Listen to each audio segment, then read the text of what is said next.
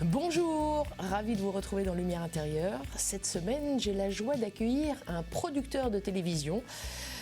Vous connaissez sans doute Fais pas ci, fais pas ça sur France 2, 7 à 8 ou encore Haute Définition sur TF1. Il n'est pas que producteur de télévision, il est aussi écrivain qui s'est fait connaître notamment en 2008 grâce à Catholique Anonyme où il raconte sa conversion. Vous l'avez sans doute reconnu puisqu'il est venu 2 fois sur notre plateau à KTO. Il s'agit de Thierry Bizot, que nous avons le plaisir d'accueillir. Bonjour Bonsoir. Monsieur Bizot. Bonjour. Ravi de vous retrouver à KTO, dans Lumière Intérieure. Ravi de revenir. Cette fois-ci, je crois que la dernière fois c'était il y a quelques années, en tout cas pour Catholique Anonyme, c'était il y a 16 ans, 2008-2009. Entre-temps, du chemin a été parcouru, des livres ont été écrits, 4 je crois, et le dernier est peut-être le plus personnel, celui qui pourrait peut-être être un peu une suite imaginaire, enfin on va reparler de Catholique Anonyme, puisque je le disais, Catholique Anonyme a donc été l'histoire autobiographique de votre conversion, de la grâce que vous avez reçue, et dont Viens et suis-moi, toujours aux éditions du Seuil, vous racontez l'histoire d'un prêtre, ce n'est pas vous n'êtes pas prêtre, qui se découvre mort et qui revisite sa vie. Il s'appelle Joseph Lepic. Est-ce que Joseph Lepic, c'est un peu vous quand même? Puisqu'on trouve beaucoup d'éléments de votre histoire personnelle également dans l'histoire de ce personnage. Oui, de toute façon, quand on écrit un roman, même quand on ne veut pas écrire sur soi, on écrit forcément sur soi. Donc, j'ai pas voulu... En revanche, je n'ai pas voulu du tout faire un roman à clé où je parlais de moi sans parler de moi. Il y a énormément de choses de ce que j'ai compris de la foi à travers ce que ce prêtre raconte de sa relation avec Dieu et avec Jésus. Donc ça, effectivement, je me suis basé sur ce que je vivais moi pour imaginer ce qu'était la vie d'un prêtre. Après, j'ai imaginé énormément de choses très différentes aussi, qui sont la vie de ce prêtre. En partant, d'ailleurs, au début, j'avais fait une première esquisse de ce roman où le héros n'était pas prêtre. Donc j'étais parti sur complètement autre chose. Mais ça démarrait de la même façon, c'est l'idée qui m'amusait. C'est que quelqu'un se rende compte, rentre chez lui et se rende compte qu'en fait il est mort, il ne s'en était pas rendu compte, et qu'il assiste pendant quelques jours au dernier jour avant son enterrement, jusqu'à son enterrement. Il y a beaucoup de gens qui rêvent, qui fantasment d'assister à leur propre enterrement en espérant que les gens viendront nombreux, qui pleureront, qui diront des choses gentilles. C'est votre cas aussi ? Non, mais ce truc était assez amusant et donc je me suis dit tiens, qu'est-ce qui se passerait si on pouvait, une fois qu'on est mort, assister, mais en voyant tout, en entendant tout, mais en ne pouvant pas parler, on ne pourra pas communiquer avec les gens, mais on assiste, voilà. Donc ce prêtre assiste effectivement aux gens qui viennent le voir dans sa chambre avant qu'il soit emmené par les pompes funèbres pendant quelques jours.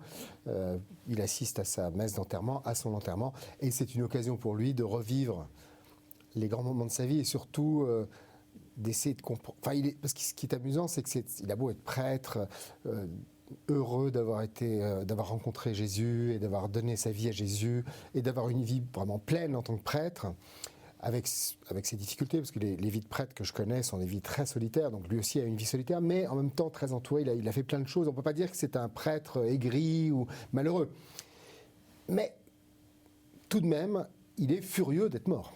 Voilà, et il ne s'attendait pas à mourir puisqu'il est mort brutalement, et donc non seulement il n'est pas content d'être mort, mais puisqu'il n'a pas l'impression d'avoir eu le temps de finir ce qu'il avait à faire, et en plus il se demande pourquoi toute cette vie qu'il a vécue, toutes ces journées passées, ces réflexions, ces contacts avec les gens, ces histoires d'amour qu'il a eues, d'affection, d'amitié avec tout le monde, etc., tout ça est balayé en une seconde d'un claquement de doigts.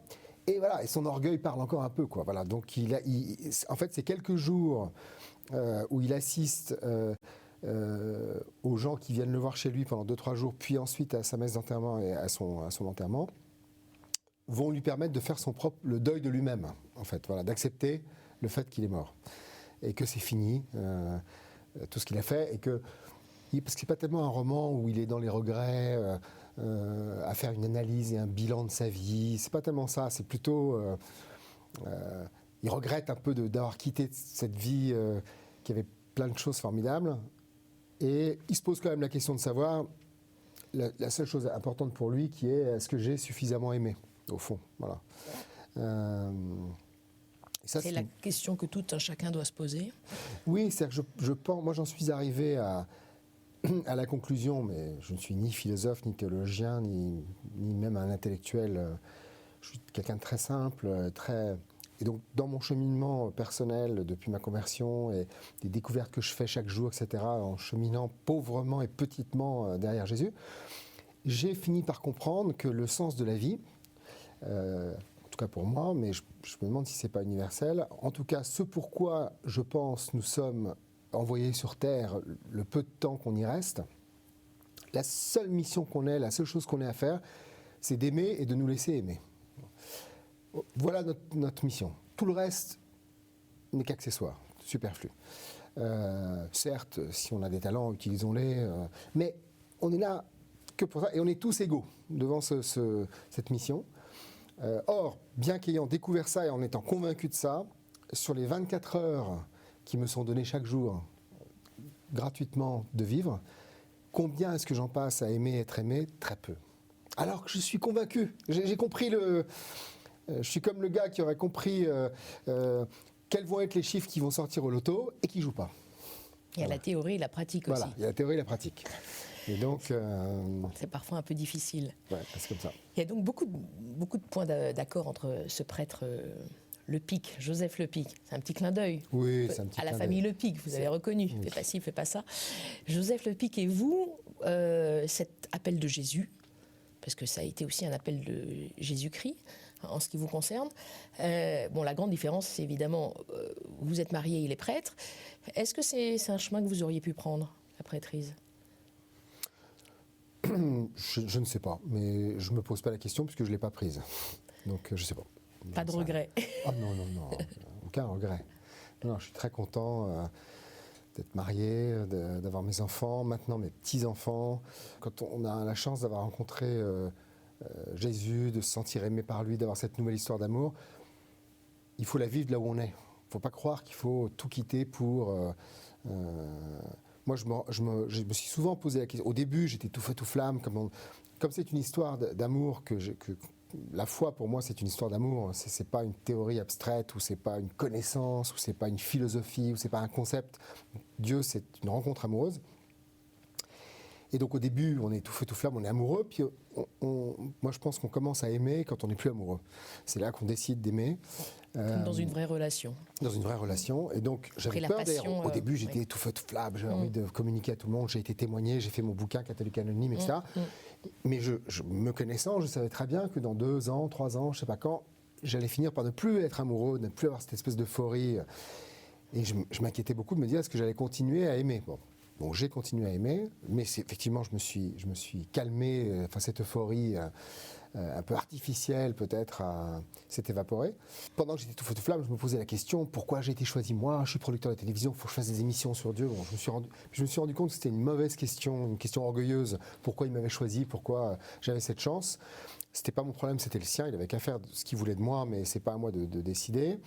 Et donc, je me suis plus posé cette question, j'ai continué à témoigner, j'ai continué un peu moins, j'ai fait des blogs, j'ai écrit, j'ai continué à cheminer, j'ai commencé à prier, etc. Et je me suis un jour rendu compte que peut-être que ma mission en tant que chrétien, à moi, comme je suis dans un monde qui est particulièrement athée, laïque, le monde de la télévision, etc., mais bon, c'est l'environnement général, hein, je me suis dit peut-être que moi, au fond, ce qui m'est demandé, c'est d'être une sentinelle dans la nuit, entre les deux mondes, le monde de ceux qui croient et ceux qui ne croient pas, et de siffloter un air joyeux pour que ceux qui ne croient pas s'approchent sans avoir peur. Voilà, c'est tout ce que j'ai à faire. Je n'ai pas non plus à faire autre chose. C'est juste, effectivement, beaucoup de gens s'approchent. Parce que j'ai écrit ces bouquins, parce que je ne suis pas prêtre justement, et que donc ils ne se disent pas il va mal paguer pour faire de la part de marché. Ils savent qu'ils n'ont aucun... Je ne fais jamais de prosélytisme, je laisse... Vraiment, les gens sont... Mais les gens viennent vers moi, très souvent, même dans les entretiens d'embauche, pour me poser des questions sur la foi. Et d'ailleurs, ça me montre une chose, c'est que justement, dans un monde très laïque, où la foi est un sujet presque un peu tabou, d'ailleurs, on parle beaucoup de sujets autour de la foi, des prêtres pédophiles, de la viande halal, du voile, etc. Mais les gens vous posent rarement la question, est-ce que tu crois en Dieu? Parce que c'est une question intime, difficile à poser. et pour laquelle il faut être capable de répondre à la même question si jamais on vous la pose à l'inverse. Bon. Donc les gens ne vous posent pas cette question-là. Et donc, dans ce monde laïque, je représente quelqu'un à qui on peut parler de ça, et je me suis rendu compte que ce sujet tabou, en fait, beaucoup de gens étaient en fait intéressés, parce que je pense qu'en fait tous les êtres humains sont spirituels, quelle que soit leur religion, leur croyance, qu'ils croient ou pas d'ailleurs. C'est-à-dire qu'en gros, ils se rendent compte qu'il y a quelque chose de plus grand qu'eux, qu'ils ne sont pas les seuls maîtres à bord, et cette expérience qu'on fait tous d'être à la fois des dieux pour nous-mêmes, parce qu'en fait on décide de notre vie, et à la fois rien du tout, parce qu'en fait on ne décide pas de grand-chose. Déjà on habite un corps qu'on n'a pas choisi, on a un nom qu'on n'a pas choisi, on a des parents qu'on n'a pas choisi, on a des enfants qu'on n'a pas choisi quand on a des enfants, etc. Donc en fait on n'a pas choisi grand-chose, hein, des choses fondamentales de votre vie. Donc ce paradoxe entre à la fois je mène ma barque et en même temps je ne mène pas grand-chose, fait que s'ouvre cet abîme gigantesque il y a quelque chose de plus grand, voilà, et que je dois adresser un jour. Et donc les gens viennent me voir parce qu'ils se disent, bon, lui il a l'air d'avoir trouvé un truc, il ne va pas essayer de nous convaincre. Mais vous êtes un peu confesseur aussi, comme le prêtre de votre roman. Non, c'est pas tellement confesseur, c'est plutôt... Parce qu'il y a beaucoup de confessions. Oui, parce que je me suis dit... D'ailleurs, pour les obtenir, ces confessions, vous êtes allé voir des prêtres, comment vous êtes renseigné? Non, je les ai... Parce qu'il y a beaucoup d'anecdotes qui sont intéressantes, on dirait vécues. Oui, non, je les ai inventées. Mais je me suis dit, si je fais un prêtre, alors il y a un truc qui fascine les gens, c'est qu'est-ce qu'il entend en confession? Oui, justement. Voilà. Et donc, ça, non, vous avez pas. Non, mais sans rentrer dans l'intimité, évidemment. Non, parfois, je me suis inspiré de choses que des gens ont pu me raconter, etc. Mais je n'ai pas du tout été faire une enquête auprès des prêtres. J'avais lu un bouquin d'un journaliste du Parisien qui a sorti un petit bouquin sur les confessions des prêtres, et juste, dedans, il n'y avait pas énormément de choses très concrètes, si ce n'est que. On sentait qu'en fait, les gens n'étaient pas si heureux que ça parfois, et que donc ils allaient se confesser, et qu'ils avaient quand même beaucoup de tristesse, beaucoup de problèmes, que les prêtres donc recueillaient pas. Parce qu'on croit que les gens vont se confesser de choses horribles qu'ils ont faites, ou alors de choses minuscules qui n'ont aucun intérêt. Et en fait, c'est plutôt la tristesse, le déversoir de tristesse que ça représente parfois, qui peut être intéressant. Bon, voilà. Je parlais de prêtre aussi, puisque votre roman est dédié à un prêtre qu'on surnomme La vie est belle, entre autres, et d'autres personnes qui sont nommées. C'est le prêtre Éloi Rombat. Justement, est-ce qu'il a participé aussi un petit peu à l'ouvrage? Non, il n'a pas participé à l'ouvrage. Non. Et vous a pas... Mais il a un rôle important dans ma vie et dans la vie de ma famille. Donc, et puis La vie est belle, c'est son surnom. C'est vrai qu'on le voit apparaître aussi dans votre livre. Ouais. Il y a cette phrase aussi qu'on voit apparaître, qui est le titre du livre, « Viens et suis-moi ». C'est cette phrase, cette inscription que le prêtre Joseph Lefpic voit dans une église d'Étretat, qui va le permettre sa conversion, en fait. Est-ce que ça a été aussi un peu le cas pour vous? Cette phrase-là, elle est très importante dans votre parcours? Alors, mon parcours est un peu particulier, c'est que dans la mesure où j'ai pas du tout une conversion brutale, spectaculaire, où tout d'un coup je peux vous dire à telle date, à telle heure, je suis tombé à genoux, ruisselant de larmes, et Dieu m'avait parlé. Pas du tout. J'ai freiné des cas de fer, j'ai pas voulu voir, et 6 mois après, en me retournant, je me suis rendu compte que j'avais rencontré Jésus et que je faisais tout pour pas le voir. Et à partir de ce moment-là, j'ai raconté... Il faut rappeler que vous étiez dans une catéchèse d'adulte, et c'est ce qui a permis, quelques mois après, votre conversion. Ouais. Mais je me suis rendu compte de ma conversion a posteriori, en fait. Et d'ailleurs, je me rends compte que les gens me disent que Jésus te parle et tout. Non, Jésus est rentré dans ma vie, c'est une histoire d'amour très, très solide dans ma vie. Mais en fait, Jésus se montre à moi quand je parle de lui. Donc, je parle de lui tout le temps. Voilà. Et d'où le fait où j'écris, où je témoigne, etc. Pas pour convaincre qui que ce soit, mais presque par égoïsme pour le voir, en fait. Voilà. Et donc, j'ai pas rencontré Jésus qui m'a dit « Viens et suis-moi ». Mais je suis toujours fasciné dans les évangiles de la façon dont les gens, certaines personnes qui croisent simplement le regard de Jésus sont immédiatement conquises comme un coup de foudre. Et Jésus dit à à Matthieu, le collecteur d'impôts, qui est un collabo, qui collabore avec qui est un sale type, hein, qui collabore avec l'envahisseur romain, qui exploite sa famille, ses amis juifs, et peut-être sans doute prendre de l'argent au passage. Enfin bref, donc c'est considéré comme un sale type qui est riche grâce à cette position de collabo. Jésus, qui est un SDF, qui passe par là et qui lui dit « Viens et suis-moi », le gars lâche tout et le suit. Je suis épaté par ça. Bon, je vais vous proposer pas tout à fait la même chose. Je vais dire viens, mais reste là. Non, on passe à la deuxième partie de l'émission. En fait, c'est la partie où je m'éclipse. Vous restez là et on continue à disserter autour du livre et autour de Jésus et de votre vie spirituelle avec 4 mots que je vais vous proposer. À tout de suite, Thierry Bizot. À tout de suite.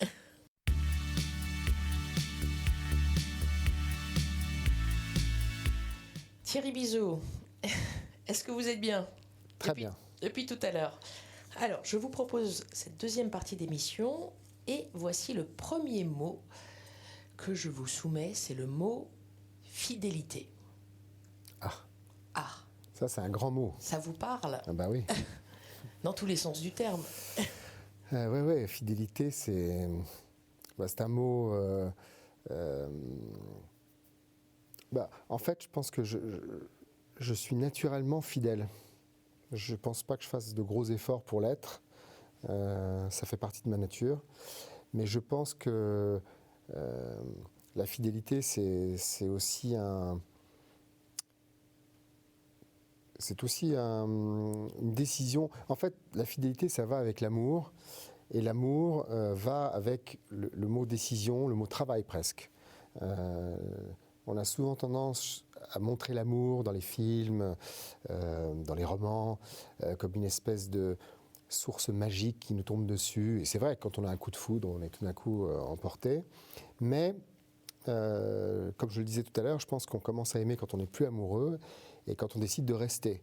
De même que, je vais prendre un autre exemple, quand on a des enfants, on prend une décision un jour de faire des enfants, et puis après il faut prendre cette décision tous les jours jusqu'à la fin de nos jours, d'être leurs parents et de les aimer. Aimer, ça implique une forme de fidélité à un engagement initial. Alors ça peut paraître moins romantique que l'image qu'on s'en fait, mais je pense qu'en fait c'est beaucoup plus beau et beaucoup plus profond et beaucoup plus...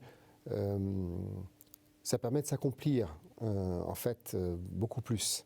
Et dans la fidélité, il y a une promesse en fait de rester là.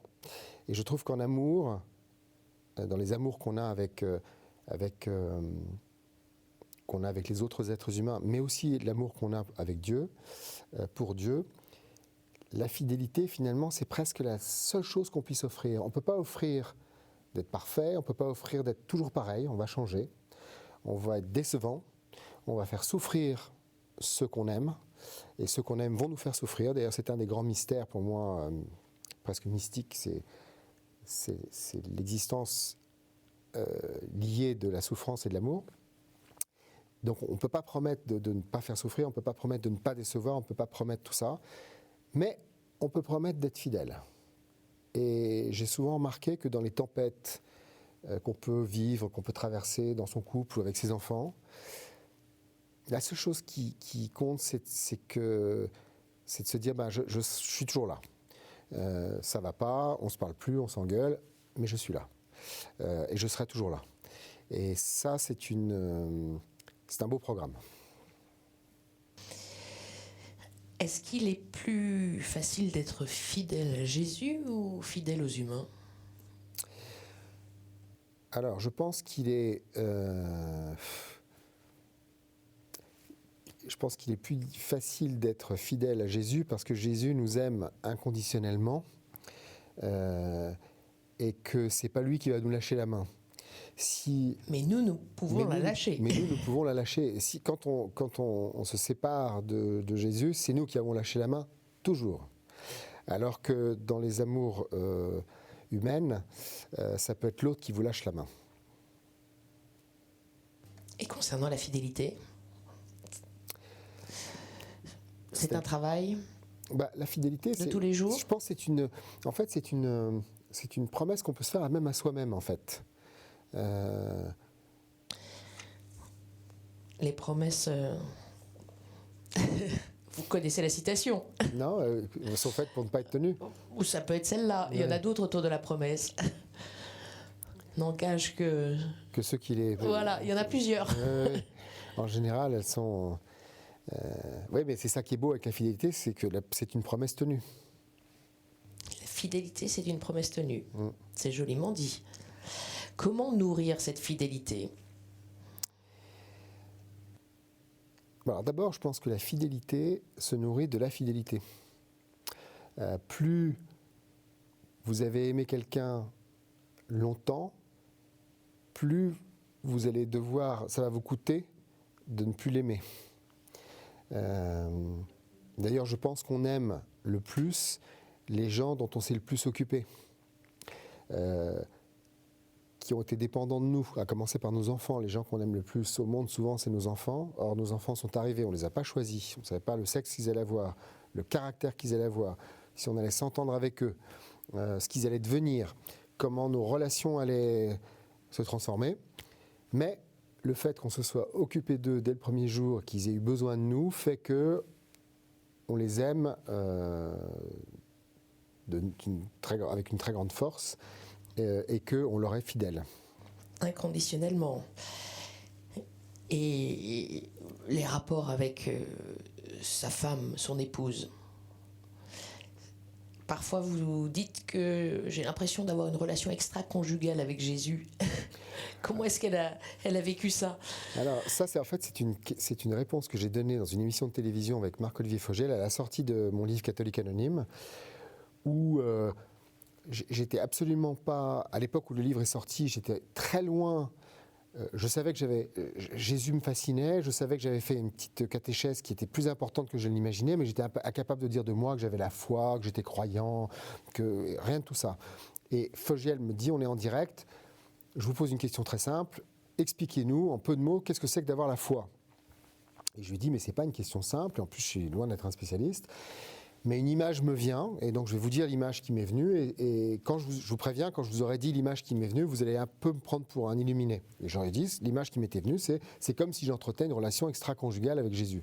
Et après, quand j'ai été témoigné, et qu'on m'a systématiquement posé cette question, que ce soit des jeunes, des moins jeunes, etc. Mais expliquez-nous qu'est-ce que c'est que d'avoir la foi. Les gens sont très intéressés et en même temps intrigués par cette question. À chaque fois, j'ai dit, mais c'est comme si... j'étais tombé amoureux de Jésus. C'est comme si Jésus était mon meilleur ami. C'est comme si Jésus était mon père. C'est comme si Jésus était mon boss. C'est comme si Jésus était mon grand frère. Donc je prenais en fait à chaque fois intuitivement une comparaison avec les amours et les amitiés qui sont à notre disposition dans notre vie pour me faire comprendre. Et c'est là d'ailleurs que j'ai compris peu à peu, à force de répondre à ces questions, que la foi, ce n'était pas une croyance voulue décider, ou une philosophie, ou une béquille morale. Non, la foi, c'était une histoire d'amour. Et que la seule façon de l'expliquer, c'était de dire, en fait, c'est une rencontre. Alors, dans mon cas, c'était Jésus. Dans le cas d'autres gens, c'est autre chose. Mais que c'était ça la foi. Ça a été ma grande découverte, en fait. Tardivement, parce que je devais avoir 45 ou 50 ans quand j'ai commencé à comprendre ça. Et alors que j'avais toujours cru que c'était une question d'intellect ou de morale. C'est ni l'un ni l'autre. Et votre épouse l'a bien pris, vous a accompagné dans ce choix. Et en fait, mon épouse m'a accompagné déjà en me laissant la fidélité, oui. En me laissant faire ce choix, en me laissant faire ce chemin, en me laissant absolument libre de tout ça. Parce que j'ai quand même été, effectivement, je suis parti témoigner pendant 5 ans, au moins 2 soirs par semaine.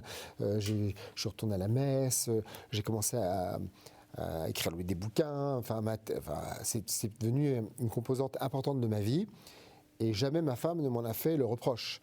Mais je pense qu'elle a dû quand même soit en souffrir, en tout cas, elle a dû avoir au début en tout cas un peu d'inquiétude à l'idée de me perdre, que tout d'un coup je je me lance et j'abandonne tout pour ça. Bon.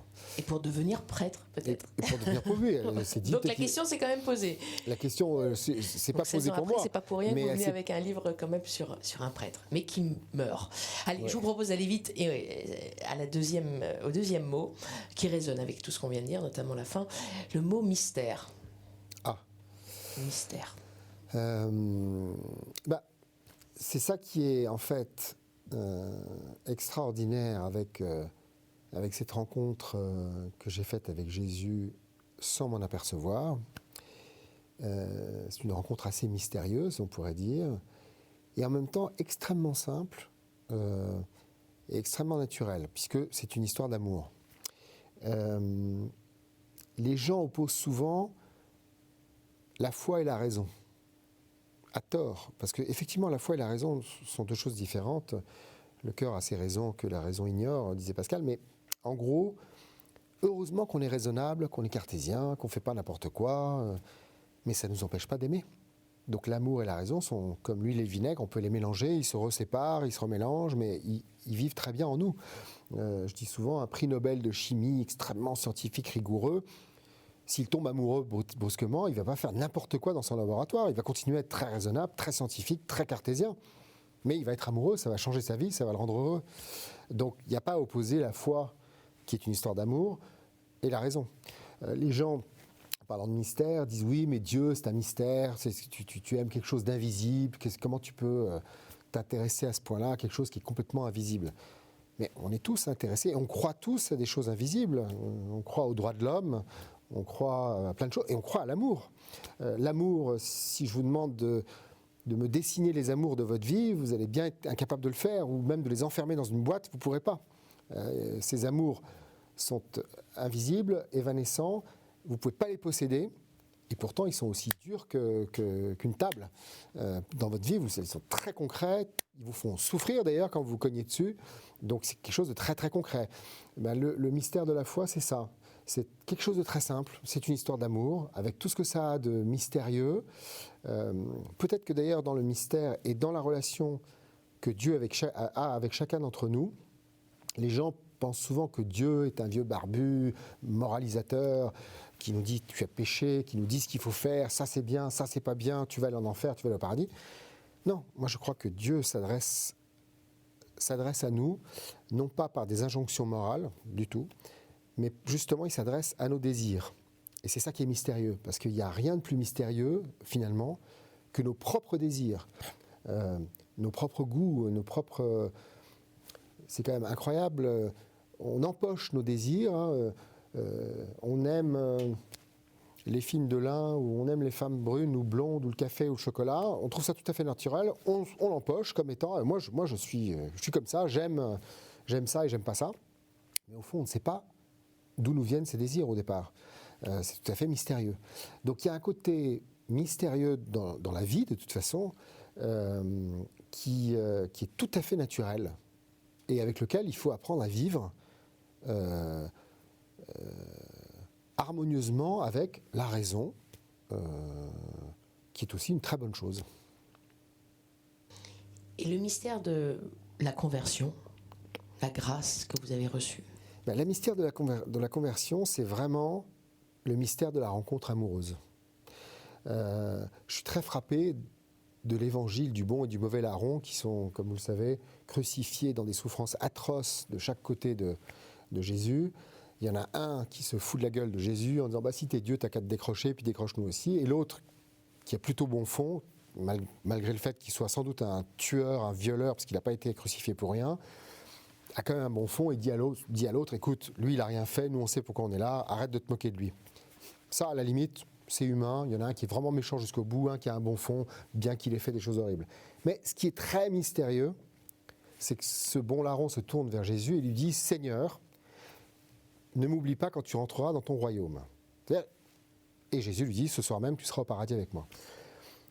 Ce qui est extraordinaire, c'est comment ce type inculte, tueur, violeur, pilleur, on ne sait pas ce qu'il a fait, tout d'un coup a tout compris du royaume, alors que les 12 apôtres qui ont suivi Jésus n'ont rien compris, pensent que ça va être une villa et qu'ils vont être servis par des serviteurs, etc. Ben justement, c'est ce mystère de la rencontre. En croisant le regard de Jésus, ce type a tout compris. Il a eu ce coup de foudre, il a tout compris. Comme Simon qui, quand Jésus lui dit « Viens et suis-moi », a tout compris, d'un coup. Voilà. Le mystère, c'est que d'ailleurs, quand on a tout compris, quand on a un coup de foudre, c'est pareil, on a tout de suite on a compris, ça y est, cette personne pour laquelle on a eu un coup de foudre, et voilà, on l'aime, c'est ça, on a compris, et ça nous est donné en plus tout d'un coup, gratuitement. Vous avez toute la valise pleine de billets d'amour, hop. Mais à partir du moment où vous avez tout compris, il vous reste tout à apprendre. Il y a des choses qui semblent avoir été moins comprises, en tout cas par le prêtre Joseph Lepic de votre livre. L'Eucharistie, page 93, j'ai bien noté. Il dit « Je n'ai jamais saisi le sens de ce mystère chrétien », parlant de l'Eucharistie. Ouais. Bah oui, c'est sûr. Ça aurait pu être vous ? Non, bien sûr que c'est tout à fait... Ça, c'est moi. D'ailleurs, c'est ça qui est beau. Si on compare... Enfin, la foi et la relation avec Dieu est une histoire d'amour. Si on la compare à une histoire d'amour qu'on peut avoir avec sa femme, son mari, ses enfants, etc., c'est un peu la même chose. C'est un long chemin où ça y est, on a donné son cœur, on sait qu'on aime cette personne, mais on a tout à apprendre, comme je le disais, et notamment, il faut apprendre beaucoup de choses de cette personne qu'on ne sait pas. Parfois, ça va vous choquer, parfois, ça va vous énerver. Donc les mystères, l'amour de Dieu est tellement parfait, tellement beau, tellement pur, par rapport à ce dont on est capable avec nos petits corps, nos petits cœurs misérables, qu'il y a des mystères qu'on ne peut pas comprendre. Voilà. Troisième mot, ça c'est un mot qu'on comprend bien et que vous utilisez beaucoup. Amour. Ah.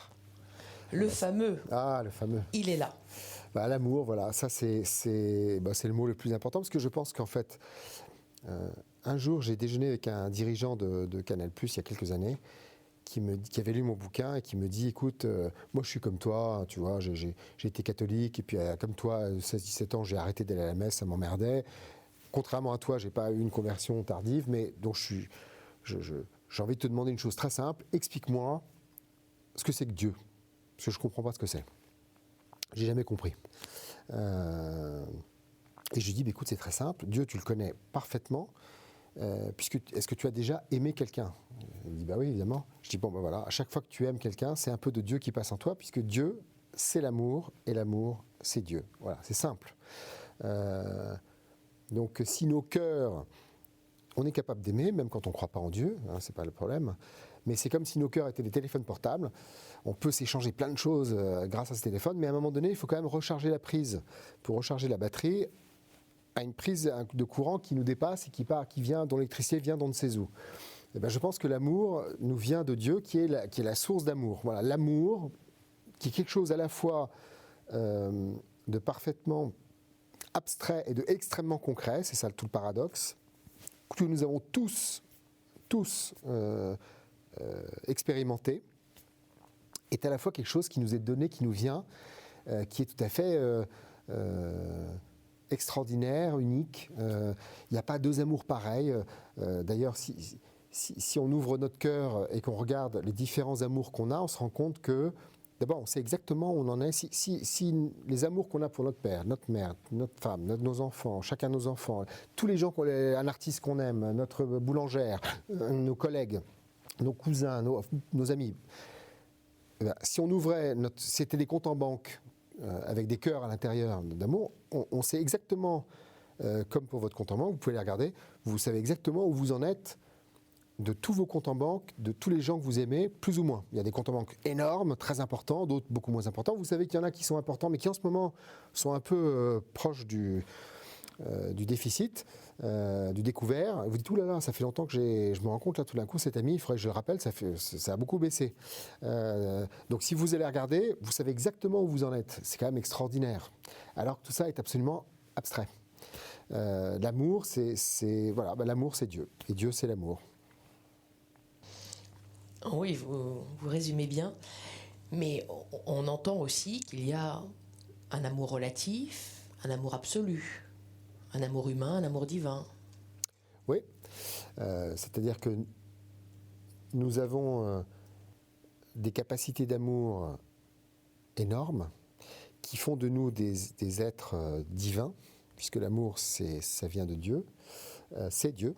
Donc nous avons cette puissance, d'ailleurs, la foi c'est aimer, pour moi, croire c'est aimer, la foi c'est aimer, Dieu c'est l'amour. Et Jésus dit à un moment donné, si vous aviez la foi comme un tout petit grain de moutarde, vous diriez à cet arbre de se déraciner, de se jeter dans la mer, il le ferait. Et je pense que c'est vrai. On voit bien d'ailleurs que quand on aime, on est capable de faire des miracles. On est capable de sauver des gens. On est capable de guérir des gens. C'est des choses très concrètes. C'est pas des images poétiques. Ce qui est extraordinaire avec l'amour, c'est que plus vous en distribuez, plus vous en avez. Ce qui est extraordinaire avec l'amour, c'est que il agit inversement de ce que vous pensez. Je prends un exemple. Si un ami vous appelle et vous dit « Oh là là, j'ai pas le moral, ça va pas en ce moment, etc. » Votre premier réflexe, c'est de dire « Mais qu'est-ce que je peux faire pour toi, pour t'aider ? Je suis là pour toi, etc. » Mais la meilleure façon de l'aider, c'est l'inverse. C'est de dire « Ça tombe bien que tu m'appelles, j'ai un service à te demander. » Vous vous rendez compte que quand on vous demande un conseil et que vous le donnez sincèrement, souvent ce conseil, il est pour vous. Et vous êtes toujours... L'amour, c'est toujours renversant. Parce que c'est à double tranchant et que quand on croit savoir le manier, en fait, on recommence à zéro. C'est inouï et c'est infini. Alors c'est vrai que notre amour est, malheureusement, l'amour humain est limité, parce que nous sommes des êtres finis et limités, et que donc il y a peut-être des épreuves qu'il n'est pas capable de surmonter, il a des limites, alors que l'amour que Dieu a pour nous, lui, est infini. Et d'ailleurs, je pense que si Jésus a été condamné par des hommes et crucifié, tué, donc condamné injustement et tué de façon atroce, c'est parce que son amour était trop beau, trop pur pour nous. C'est intolérable, c'est insupportable, tellement c'est beau, tellement c'est fort, tellement c'est difficile à accepter. C'est vrai quand on vous entend, amour et Jésus sont presque des synonymes. Ah oui. Sont des synonymes, et dans ce que vous dites et dans vos ouvrages. On entend moins la voix de la Vierge Marie. Et là encore, je vais citer votre prêtre, Joseph Le Pic. Il dit clairement « Je suis moins à l'aise avec Marie qu'avec Jésus. Marie, j'ai même un peu peur de vous, dit-il en priant. » Oui, c'est vrai que... Et vous ? Alors moi, j'ai eu peur de Marie un peu au début, parce que à chaque fois qu'on m'envoyait, notamment j'avais une amie qui m'envoyait tout le temps des espèces de trucs sur les réseaux sociaux, de messages que Marie aurait laissés lors d'apparitions qu'elle aurait faites, etc., qui sont toujours des messages horriblement sévères, comminatoires, vous allez faire ça, sinon ça va mal se passer, je vous préviens, ça va mal. Donc c'était un peu une mère fouettarde à chaque fois, donc je me disais, oh là là, c'est tout l'inverse d'une mère aimante, tendre, douce. Ça a l'air d'être une femme extrêmement dure, intransigeante. Alors que Jésus, qui est dans l'absolu, qui est radical, hein, qui dit des paroles qui sont parfois insupportables à entendre pour nous, hein, c'est pas un petit message gentillet, les évangiles. Mais quand même, il fait preuve sans arrêt de douceur, de mansuétude, d'indulgence, de pardon. Et donc, voilà, l'image que j'avais un peu de Marie, c'était une image un peu, donc un peu difficile. Et donc je me suis forcé à prier Marie, un peu tous les jours. Et j'ai commencé à instaurer un petit dialogue avec elle qui commence à être un peu plus cosy. Et ça, c'est votre cas donc depuis quelques mois, quelques années. Quelques années. Et qui résonne donc jusque dans votre ouvrage. On l'entend. Allez, quatrième mot. Quatrième mot, passage. Ah ben, le passage... Et la boucle est bouclée peut-être, pour évoquer votre ouvrage. Tout est passage finalement. En fait, toute notre vie est un passage plus ou moins long. Il faut en être conscient. Au fond, ce qui définit beaucoup notre vie, c'est la mort. Et la mort est un à la fois effrayante, parce qu'on ne sait pas ce qu'il y a derrière. Mais au fond, ce mot de passage me fait penser évidemment aux notions du temps. Et récemment, j'ai découvert une chose, c'est que, en fait, on a 4 temps, on connaît 4 temps. Le passé, le présent, le futur et l'éternité. Et souvent, on pense que l'éternité, on la projette par rapport à ce qu'on connaît de la vie, c'est-à-dire l'éternité, ça va être un truc très très long avec un passé, un présent et un futur. C'était Woody Allen qui avait dit l'éternité c'est long, surtout vers la fin. Ça montre bien cette visualisation fausse de l'éternité. Alors qu'en fait, dans ces 4 temps, le passé et le futur n'existent pas. Le passé n'existe plus, le futur n'existe pas encore. Le présent existe et l'éternité existe. Et l'éternité, je pense, est un présent éternel, perpétuel.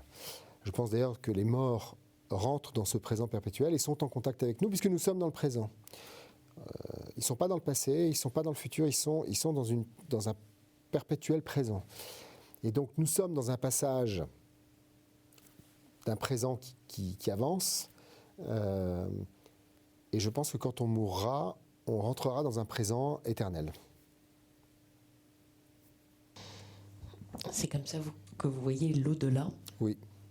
Après une phase d'exploration pendant quelques jours autour du corps, comme vous le décrivez bien dans votre livre, de ce père qui est mort et qui le découvre. Moi, je pense Est-ce que vous pensez qu'il y a des expériences comme ça, de ce qu'on dit de mort imminente? Est-ce que vous êtes renseigné à ce niveau-là? Non, mais je pense que les morts, on peut communiquer avec les morts. D'ailleurs, il ne faut pas les retenir trop longtemps, mais souvent, quand quelqu'un meurt, on a des signes après, on a une communication possible, justement parce que nous sommes dans le présent et ils sont eux aussi dans ce présent éternel. Après, ils ont leur vie éternelle à vivre et nous la nôtre, donc il ne faut pas s'entêter, mais je pense qu'on peut tout à fait communiquer avec nos morts. Le faites-vous? Oui, ça m'arrive. Vous sentez leur présence? Je sens parfois leur présence, je sens parfois leur présence, sans l'avoir forcément demandé d'ailleurs. Ce qui vous trouble? Non, faut... Une présence bienveillante. Une présence bienveillante, oui. Pour revenir sur votre livre, la vie de Joseph Le Pic, on sait d'ailleurs pas très bien comment il est mort, même jusqu'à la fin. Je crois que ce mystère est un petit peu... Il n'est pas dévoilé, hein, mais bon, je vous conseille de le lire, chers téléspectateurs. Est-ce que c'est une mort que vous rêvez, finalement? Je pense que la mort rêvée... Non, mais dans le sens où l'homme se réveille sans vraiment savoir qu'il est mort, mais bon, il n'y a pas eu de souffrance, manifestement. Enfin, voilà, tout c'est... J'en rêve, moi. Oui, c'est ça. C'est une forme de mort rêvée. Oui. Moi, je rêve de mourir par surprise et sans souffrir, évidemment. En tout cas, vous faites toute confiance au Seigneur pour la suite. Vous serez accueillis. J'espère.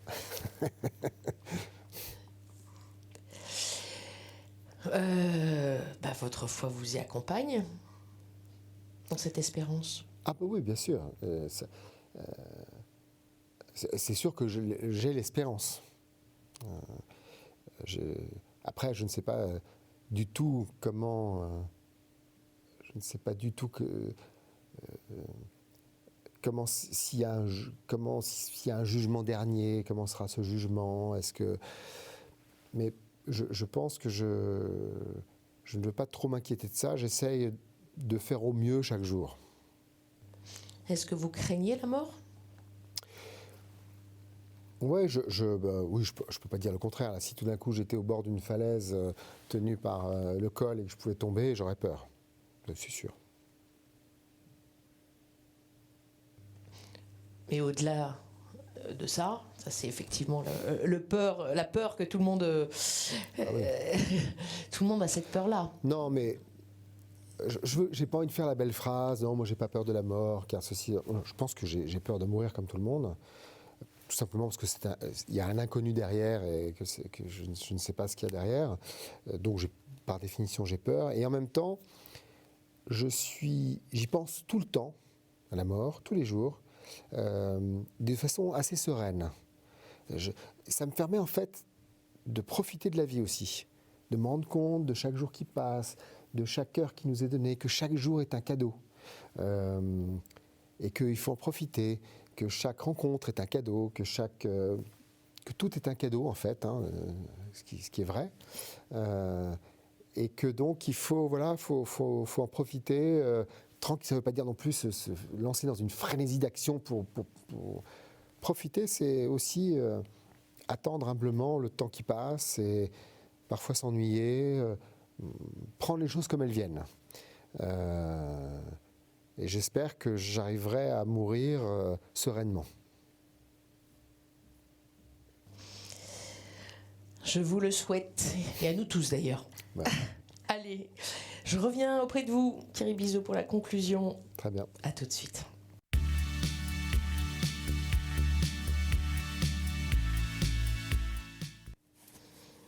Thierry Bizot, je suis de nouveau en face de vous. Ah oui, c'est un soulagement. C'est un soulagement, bah oui. Vraiment? Bah oui, c'est bizarre d'être devant un écran de... C'est la première fois que ça vous arrive? C'est la première fois que ça m'arrive, oui. À la télé? Oui. Pas dans une église? Non. Pas un écran, mais seul? Il n'y a pas d'écran, oui, voilà. C'est pour ça. Ouais. Est-ce qu'ici, vous avez l'impression d'être dans un confessionnal? Non, mais c'est un dialogue qui est chaleureux, on va dire, alors qu'un écran, c'est froid. L'écran, c'est froid. Oui, mais vous entendez ma voix, vous ne me voyez Heureusement. pas. Quand vous vous confessez, vous ne voyez pas le prêtre. Non. Enfin, Ça vous arrive souvent? Oui. Si, moi, à Meudon où je suis, on se confesse devant le prêtre, dans un petit confessionnal où on est assis l'un en face de l'autre. Je trouve ça très bien. Et ça vous arrive souvent? Ça m'arrive de temps en temps. Souvent, quand je me dis, tiens, j'ai vraiment rien de grave à confesser, j'ai rien à confesser d'ailleurs, je me dis, bon voilà, il faut que j'y aille. Donc on parle du confessionnal, les cabinets de psy, ça vous les avez fréquentés aussi? Oui, j'ai fréquenté des cabinets de psy, j'ai fait 2 psychothérapies dans ma vie. Avant la conversion. La conversion. Je pense que d'ailleurs, la les psychothérapies m'ont sans doute préparé à cette conversion.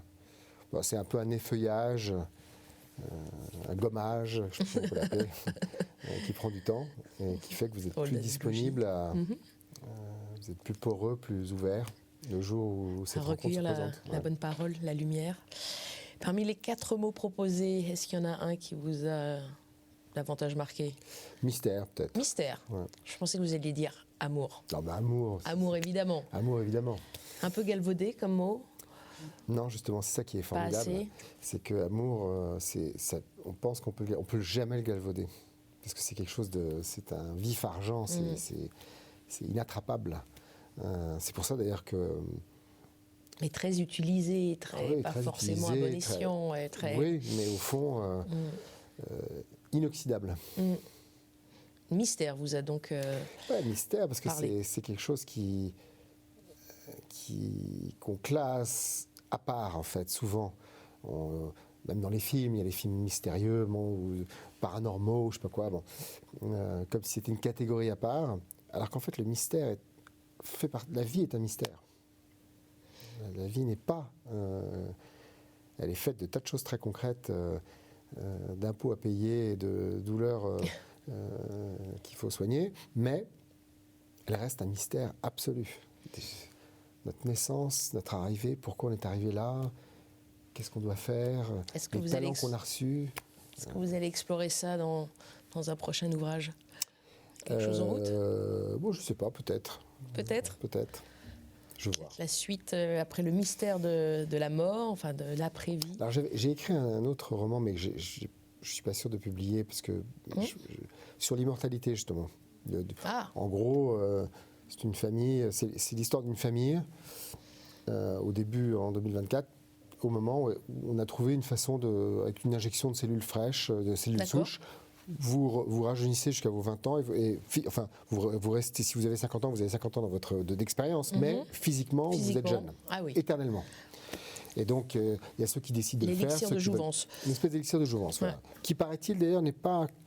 Enfin, on n'est pas très loin de ça, parce qu'on a fait des découvertes sur les cellules souches qui font que réellement, on serait capable, à mon avis, assez facilement de le faire. Et dans un avenir qui n'est pas... C'est pas complètement fou comme idée. Mais la décision, c'est qu'en fait, voilà... que devient la vie s'il n'y a plus la mort? Parce que les gens qui sont... Oui, il y a aussi les téléchargements de conscience, enfin on parle aussi de tout ça. bien sûr. Mais ça sera une autre émission, parce que là on arrive à la fin. Et un autre livre, mais peut-être qu'on va vous avoir, vous relire sur ce terrain-là. Vous n'êtes pas encore, vous savez pas trop.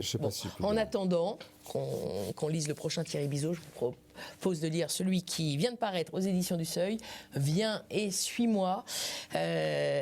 Donc c'est vraiment une belle exploration du parcours d'un prêtre qui se retrouve mort.